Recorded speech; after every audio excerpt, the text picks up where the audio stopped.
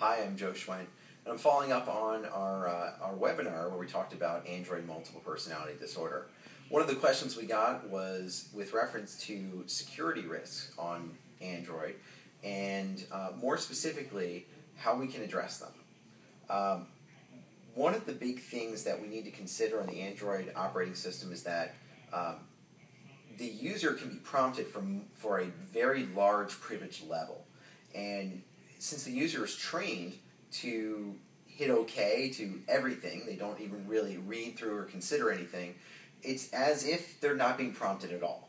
It's an unfortunate side effect, but it's the reality. Very few people really read those messages and understand what asking for a certain privilege means. So let's take for granted that users are installing things blindly. That puts the onus on the person who's managing that device. Now, if it's a personal device versus a corporation, that's a big trade-off.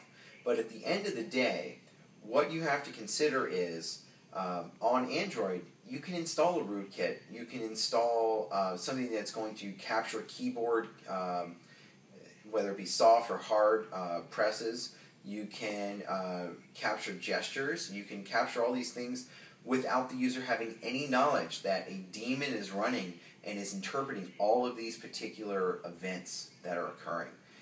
It's really kind of disheartening, and that's why it's really necessary to run security software on that operating system.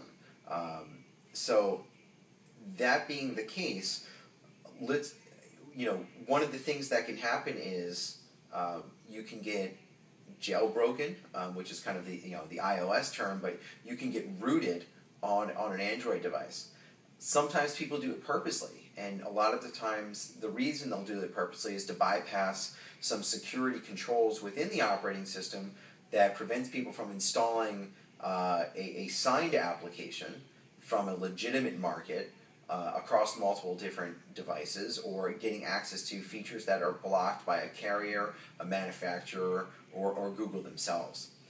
At the end of the day, there's lots and lots and lots of risks. It's almost not quite as wild, wild west as like the Windows world of today, but it's very close to that. So when you consider that being where you're at, be smart, run security software diligently on all of these devices, and consider them to be a device that can be owned, and your application is not safe.